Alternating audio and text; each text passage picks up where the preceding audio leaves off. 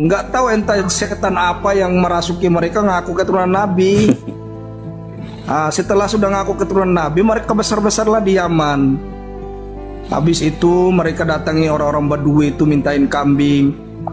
Dibilangin kalian nggak usah sholat, kami ini keturunan Nabi, yang penting kalian muliakan kami, kalian masuk surga. Itu orang Badui ya. Videonya ada 3 video aku wawancarai orang Badui itu, Bos. Sholatnya sama ya. Cuma kan keadaan aja yang belum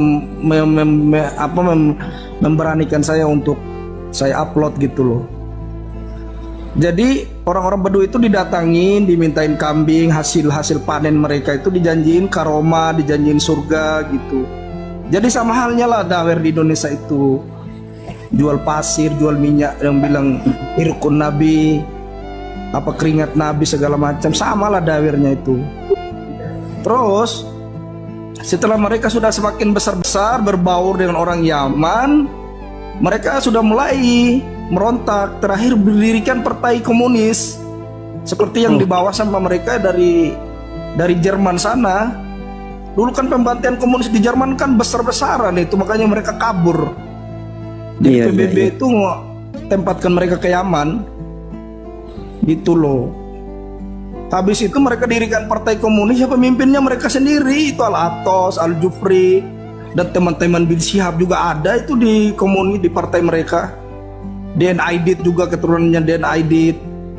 Ketika mereka berkuasa, Al-Jufri jadi wakil presiden waktu itu, yang pahamnya Al-Jufri itu jadi presiden. Habis itu mereka tutup pesantren nggak boleh, wanita nggak boleh pakai jilbab. Tentara juga di kesatuan kalau ketahuan puasa itu dipecat. Marah gitu ya. loh. Dan saya nggak hanya cerita, teman-teman, saya wawancarai orang. Saya berani kalau wawancarai orang, kan pernah kan Gus Hasan lihat saya wawancarai orang Yaman sembarangan di jalan yang megang senjata kemarin itu kan. Saya pernah lihat waktu lagi live di Komal TikTok. Ada, saya takut. Jadi kayak gitu.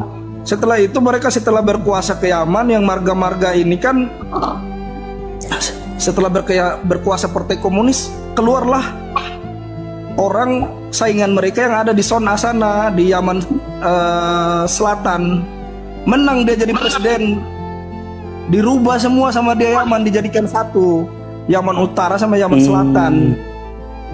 Habis itu semua syariat Islam dikembalikan. Terus ininya komunisnya didor, ada yang dibedel kepalanya, termasuk bapaknya Wan Abid juga itu kan kena bedel kepalanya. Bukan Abid, mati jihad itu. Seperti itu. Habis itu mereka lari terbirit-birit lah. Ya itu jelas lah, Belanda setelah itu lihat orang di padang pasir lari-lari, ya diambil lah, dibawa ke Indonesia. Iya. Habis itu di Indonesia ya mereka bikin ini lagi, bikin onar juga. Ya, nyatanya mendirikan partai komunis juga, DN Aidit sama beberapa Habib yang lainnya. Taruhlah kalau DN Aidit nggak dipercaya sama mereka, terus Habib yang lain juga di belakangnya kan ada itu. Ada 2 atau 3 Habib itu, teman-temannya. Ya menunjukkan memang mereka bawa komunis dari Yaman gitu loh. Ya itu yang sangat ngerinya. Terus sekarang anak di Aden ini Gus Hasan. Ya.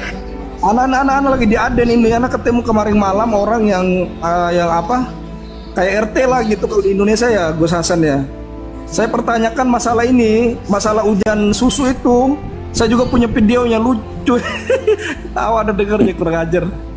Kan ceritakan ada pernah Habib datang ke Aden kan. Terus kalau kamu mau datang ke Aden, hujan susu. Minta doa hujan susu. Ya dengar ya. Ya. Ada itu. Hujan Saya susu wawancarai, itu ya. saya punya 2 video itu saya wawancarai, apa benar ada hujan susu. Katanya kami cerita, ada cerita yang datang ke Indonesia, ada seorang habaib bercerita tentang Habib ini pernah berdoa menurunkan hujan susu di Aden. Kata siapa? Kata itu hanya hayalan aja, nggak pernah ada kayak gitu. Dia bilang habis itu gini nih sama anak, ini Nabi saja yang punya mukjizat itu nggak bisa mendatangkan hujan susu. Anehnya banyak yang percaya di sini. Susu kan lucu kata RT-nya.